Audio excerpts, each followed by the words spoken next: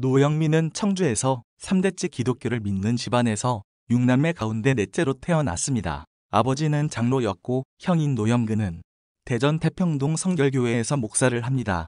노영민은 연세대 기독학 생회를 이끌면서 2학년 때의 구국선언서 사건으로 긴급조치 9호 위반으로 구속되어서 감옥에서 2년 동안 생활합니다. 구국선언서 사건은 김대중, 문익환 등의 반체제 인사들이 명동성당에 잠입해서 3.1절 기념 미사를 한다는 핑계로 민주화 성명서를 발표한 사건입니다.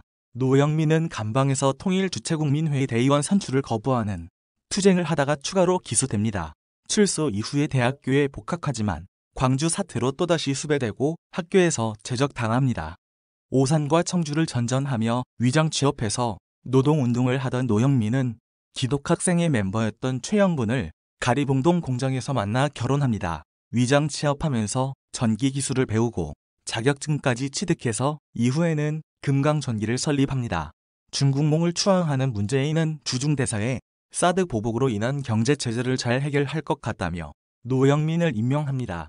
그러나 노영민은 해결은커녕 문재인이 중국 외교부장에게 하듯 당하고 몇 날 며칠을 스케줄 하나를 못 잡아주고 혼밥하다가 귀국하게 하는 등의 굴욕외교로 망신을 당하게 합니다.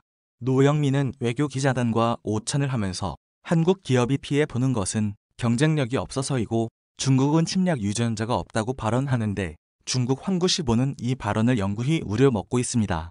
베이징에서 신임장을 받을 때는 방명록에 만절필동 공창미래라고 적습니다. 이 말은 조선시대 사대주의자들이 명나라 황제에게 감사의 뜻으로 만든 만동묘의 어원입니다. 제후국 신하로서 중국 황제에게 충성을 다하겠다는 뜻으로 좌파들이 중국을 어떻게 생각하는지 알 수 있는 대목입니다. 문재인은 자신의 아바타 노영민을 비서실장으로 임명해서 친문으로 인이 장막을 치고 불통을 견고히 하며 청와대를 구중궁궐보다 더 깊은 늪으로 조성해 좌파들만의 리그로 만들고 있습니다. 노영민은 산업통상자원위원회 위원장에 있으면서 자기의 시집 바람이 지나간 자리 꽃이 피다를 판매하기 위하여 국회 사무실에 카드 단말기를 설치하고 가짜 영수증을 발급합니다. 산하기관의 시집을 수백만 원에 강매하다가 산자위원장직을 사퇴당합니다. 당 윤리심판원으로부터 징계를 받아 공천에서 탈락되어 출마도 못했습니다. 이때 김조원이 처분을 강하게 주장해서 둘은 본격적으로 틀어지는데 청와대에서 조우하여 으르렁 된다고 합니다. 노영민 큰아들 노혜영은 미국 시카고 대학에서 대학원 진학에 실패하고 돌아옵니다. 노영민이 직접 청탁해서 국회 부의장에 사급 보좌관으로 취업시킵니다. 특혜 의혹이 일자 아들은 사퇴하고 노영민은 유학까지 갔다 온 아들에게 오히려 낮은 직책인데 뭐가 특혜냐고 볼멘 소리를 지금까지 하고 다닙니다. 노영민은 임시 국회 회기 중에 친구가 운영하는 태국 골프장으로 여행을 갑니다. 당시에 야당이 아닌 말고식에 무조건 여당 발목 잡기를 하여 국회가 파행되어 온 국민이 걱정을 하던 말던 자신의 상임위원회에 지장이 없었다는 변명과 함께 국회가 종료되자 아무 일 없었다는 듯이 돌아옵니다.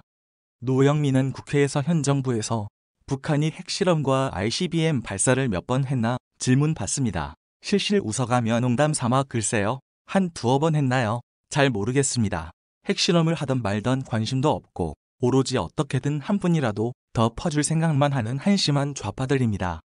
문재인이 코로나가 종식된다는 입만 열면 사망자가 늘어나는 상황에서 노영민은 올림픽 순위를 매기듯이 국가별 사망자 수를 SNS에 올립니다.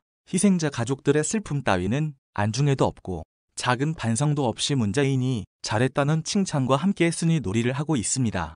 부동산이 급등하는 원인을 다주택자의 투기로 보고 그들을 악마화하여 정책을 내놓는데 정작 청와대 참모들과 여당 고위층들이 다주택자들로 재산 증식에 열을 올리고 있습니다. 노영민은 본인도 다주택자이면서 참모들에게 집 한 채만 남기고 팔라고 합니다만 자신은 서초 아파트를 판다고 발표하고 아깝기는 하겠지 청주에 있는 작은 아파트를 처분합니다. 충청도 지역구에서 고향을 배신한 인간이라고 분노를 표출하자 서울 아파트도 판매합니다. 이 과정에서 작은 아파트를 먼저 팔아서 절세 효과를 보았고 지인에게 명의만 넘겼습니다.